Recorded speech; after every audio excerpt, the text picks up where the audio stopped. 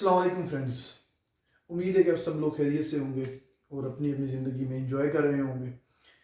तो आज का हमारा टॉपिक है ग्राम atomic mass, gram molecular mass and gram formula मास। हम ऑलरेडी मास पढ़ चुके हैं, ठीक है। बताता हूँ किस में पढ़ चुके हैं। हमने एटॉमिक मास पढ़ा है, मॉलिक्यूलर मास पढ़ा है, फार्मूला मास पढ़ा है। ये तीन मैसेज हम पढ़ चुके हैं, ठीक है। लेकिन वो मैस किस में था? एएमयू में था, एटॉमिक मास यूनिट में था, ठीक है। एटम का जो है ना हमने मैस किया किस में? एएमयू में। एक मॉलिक्यूल का मैस किया हमने एएमयू में, और एक फार्मूला यूनिट जो है ना उसको भी हमने किस में मेजर किया? एएमयू में। यानी कि एटॉमिक मास यूनिट में ये चीज़ें जो है ना हम कर चुके हैं। लेकिन अभी एएमयू की जगह हम क्या यूज़ करेंगे? ग्राम यूज़ करेंगे, ठीक है। यानी कि एएमयू की जगह जब हम ग्राम यूज़ करेंगे देन हम क्या बोलेंगे? ग्राम atomic mass, gram molecular mass and gram formula मास। बस इतनी सी बात है। एटॉमिक मास ऑलरेडी पढ़ चुके हैं आप, ठीक है। मॉलिक्यूलर मास भी पढ़ चुके हैं, फार्मूला मास भी पढ़ चुके हैं आप। लेकिन जस्ट साथ में क्या आ गया? ग्राम आ गया। जब साथ में ग्राम आ गया तो इसका मतलब क्या है कि अब जो मास होगा वो एएमयू में नहीं होगा, वो किस में होगा? ग्राम में होगा। बस इतना सा डिफरेंस है। देखते हैं सबसे पहले all the atomic masses, molecular masses and formula masses are expressed in AMU। पहले हम जितने भी मैसेज पढ़ चुके हैं उनको हमने किस में एक्सप्रेस किया, किस में जाहिर किया? AMU में जाहिर किया। When these masses are expressed in grams, जब इनको हम ग्राम्स में एक्सप्रेस करेंगे then gram atomic mass, gram molecular mass and gram formula mass are obtained. जब इनको हम ग्राम में शो करेंगे तब हमारे पास ग्राम एटॉमिक मास आएगा, ग्राम मॉलिक्यूलर मास और ग्राम फार्मूला मास। सही हो गया। ये दो तीन लाइनें हैं, ये जो है ना अगर आप लिखना चाहें तो बेशक लिख लें, ठीक है। अगर ना भी लिखना चाहें तो कोई इतना फर्क नहीं पड़ता इससे।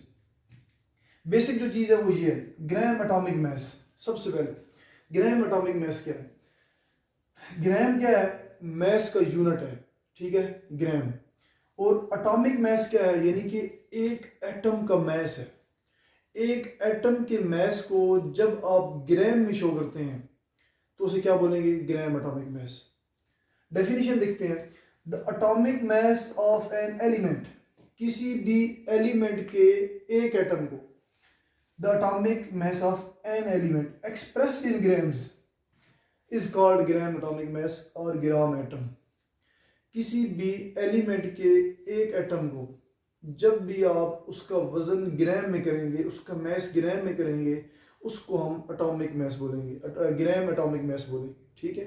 ग्राम एटॉमिक मास बोलेंगे या इसके एक और नाम भी है ग्राम एटम, ठीक है। यानी कि एटम को किस में मेजर कर रहे हैं? ग्राम में मेजर कर रहे हैं। फॉर एग्जाम्पल 1 ग्राम एटम यानी कि gram atomic mass of hydrogen is equal to 1.008 gram. वैसे हम हाइड्रोजन का मास किस में लेते रहे हैं? एएमयू में। तो एएमयू में हाइड्रोजन का मास कितना था?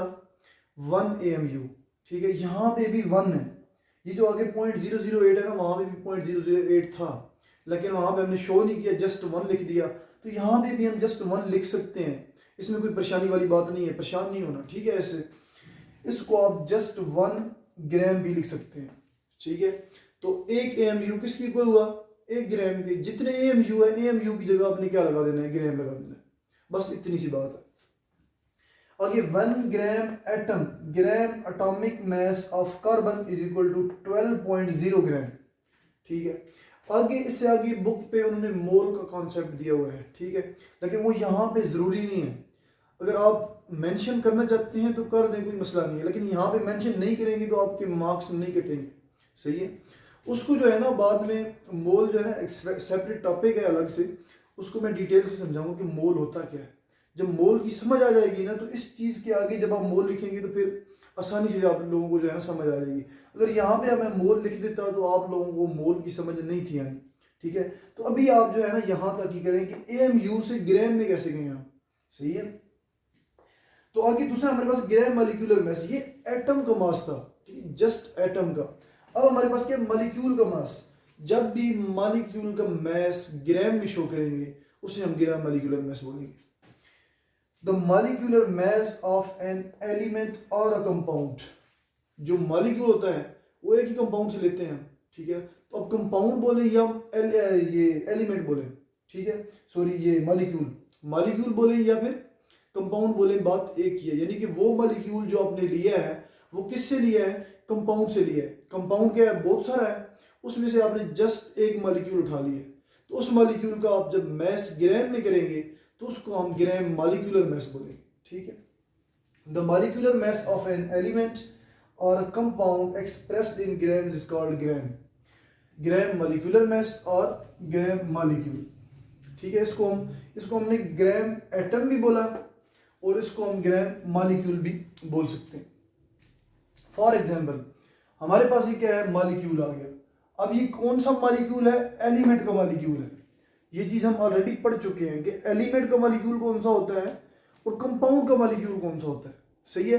जिसकी वजह से यहाँ पे उन्होंने एलिमेंट भी लिखा और कंपाउंड भी लिखा।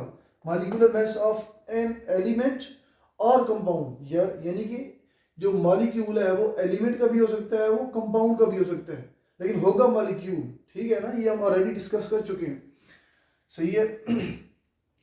तो 1 gram molecule of hydrogen gas. अब ये क्या है, एलिमेंट का मॉलिक्यूल है, हाइड्रोजन जस्ट एक एलिमेंट से है, तो इसका मास कितना हो गया, 2 ग्राम। यानी कि अगर हाइड्रोजन का 1 ग्राम आता है तो 2 हाइड्रोजन का कितना होगा, 2 ग्राम। सिंपल सी बात है। तो आप यहाँ पे 2 AMU भी लिख सकते हैं, लेकिन AMU को हटा के हमने किस में कर दिया, ग्राम में कर दिया, बस इतनी सी बात है। 1 ग्राम मॉलिक्यूल ऑफ वाटर। अब ये जो वाटर का मॉलिक्यूल है ये कौन सा मॉलिक्यूल है, कंपाउंड का मॉलिक्यूल है, ठीक है। तो कंपाउंड के मॉलिक्यूल के जब हम मैस करेंगे तो वो कितना, वैसे ये 18 AMU हमने पढ़ा है कि वाटर का जो मॉलिक्यूलर मैस है वो कितना है, 18 AMU। तो जब आप ग्राम में करेंगे तो 1 ग्राम किसके इक्वल होगा, 18 ग्राम के। आगे 1 gram molecule of sulphuric acid. Sulphuric acid का 98 AMU हमने पढ़ा था मॉलिक्यूलर मैस, लेकिन यहाँ पे जब ग्राम में करेंगे तो उसका मॉलिक्यूलर मैस किस में आ जाएगा, ग्राम में आ जाएगा, 98 ग्राम। तीसरा हमारे पास है gram formula mass. The formula mass of an ionic compound expressed in gram is called gram formula mass और ग्राम फार्मूला।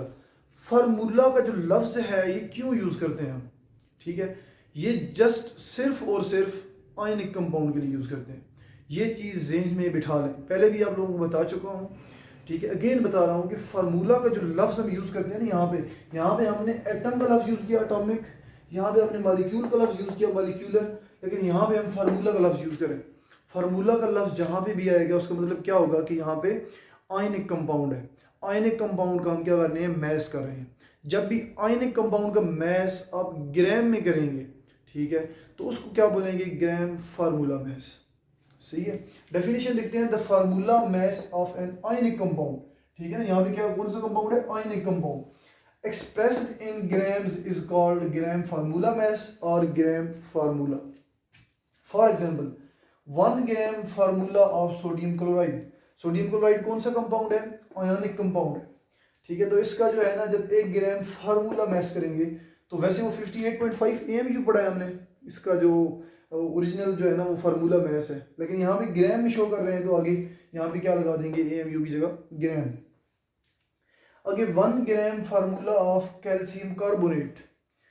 कैल्शियम कार्बोनेट कौन सा कंपाउंड है, आयनिक कंपाउंड है, इस वजह से इसका जो मैस है वो किसमें है, फार्मूला में, यानी कि फार्मूला मैस है। तो 1 ग्राम फार्मूला जो है ना यहाँ पे किसकी इक्वल हो गया, ये वैसे 100 AMU की इक्वल होता है, लेकिन AMU को हटा के हमने क्या कर दिया, यहाँ पे ग्राम लगा दिया। क्यों, क्योंकि हम इसका मैस किस में कर रहे हैं, ग्राम में कर रहे हैं। तो इस वजह से 1 gram formula of calcium carbonate is equal to 100 gram. तो ये हमारे पास कुछ बेसिक टर्म्स थी कि हमारे पास जो है ना, जब भी एटम का, मॉलिक्यूल का या फिर फार्मूला यूनिट का जब भी मैस आएगा हमारे पास, तो वो किस में शो करना है। पहले हमने पढ़ा कि इन तीनों का मैस हमने AMU में करना है, एटॉमिक मैस यूनिट में, यही पढ़ा है ना हमने। तो अभी हम पढ़ रहे हैं कि जब AMU को ग्राम में कन्वर्ट करते हैं तो कैसे लिखते हैं। तो AMU का बेसिकली मकसद क्या है, उसको ग्राम में लिखने का। आगे मोल का कॉन्सेप्ट जब दूंगा ना मैं आप लोगों को, ठीक है, तो वो इससे मिला के दूंगा। पहले AMU बताऊंगा, AMU से ग्राम पे आऊँगा, ग्राम से फिर मोल पे जाऊँगा, ठीक है। तो आप लोगों को इजीली जो है ना समझ लग जाएगी। तो हम जो है ना ये कंपाउंड जितने भी हैं ना लेबॉर्ट्री के अंदर, केमिस्ट्री के अंदर, केमिस्ट्री की जो लेबॉर्ट्री होती है ना, वहाँ पे जब हम एक्सपेरिमेंट परफॉर्म करते हैं, ठीक है, तो वहाँ पे हम मोल में जो है ना मिकदार यूज़ करते हैं। मोल जो क्वांटिटी है ना वो हम यूज़ करते हैं हर कंपाउंड की, सही है। वहाँ पे हम AMU नहीं देखते, वहाँ पे हम ग्राम भी यूज़ करते हैं और मोल भी यूज़ करते हैं, ठीक है ना। ग्राम पर मोल जो है ना ये बेसिकली जो है ना क्वांटिटी है, ये हम यूज़ करते हैं लेबॉर्ट्री के अंदर। ये एडिशनल बता रहा हूँ कि जो केमिस्ट्री की लेबॉर्ट्री होती है वहाँ पे हम कंपाउंड्स को किस में मेजर करते हैं, ठीक है, ग्राम पर मोल में मेजर करते हैं वहाँ पे, सही है। यानी कि मोल और ग्राम का आपस में रिलेशनशिप होता है वहाँ पे, लेकिन AMU में वहाँ पे नहीं करते, सही है। तो ये हमारे पास जो है ना बेसिक टर्म्स थी कुछ, ये आप जस्ट जो है ना इनकी डेफिनेशन कर लीजिएगा, कोई इतना मुश्किल काम नहीं है, सही है। तो लॉन्ग में इसके मुश्किल ही चांसेस है कि लॉन्ग में, अगर लॉन्ग में आ भी जाता है तो ये सारा लिख दें, अगर शॉर्ट में जो है ना शॉर्ट में ये शॉर्ट क्वेश्चन आ सकते हैं इसमें से। और एग्जांपल आप अगर आप तीनों देना चाहते हैं तो दे दें, अपने पास से भी एग्जांपल ऐड कर सकते हैं आप, सही है। अपने आप को ना क्रिएटिव बनाएं, खुद से एग्जांपल ढूंढें, ठीक है, खुद से एग्जांपल ढूंढें और देखें कि वाकई जो है ना ये चीज़ जो मैंने एग्जांपल सिलेक्ट की है इसके लिए क्या ये ठीक भी है या नहीं ठीक, सही है। उसको नेट पे चेक करें, आपके पास गूगल है, गूगल पे आप जो है ना इतनी ज़्यादा अवेलेबिलिटी है, उसको पॉजिटिव इस्तेमाल करें, उस पर चेक करें कि ये जो चीज़ मैं देख रहा हूँ तो ये ठीक भी है या नहीं है, सही है। तो आजकल तो जो है ना वो स्टडी के लिए, स्टडी करने का कोई इतना जो है ना वो मेन मसला ही नहीं है।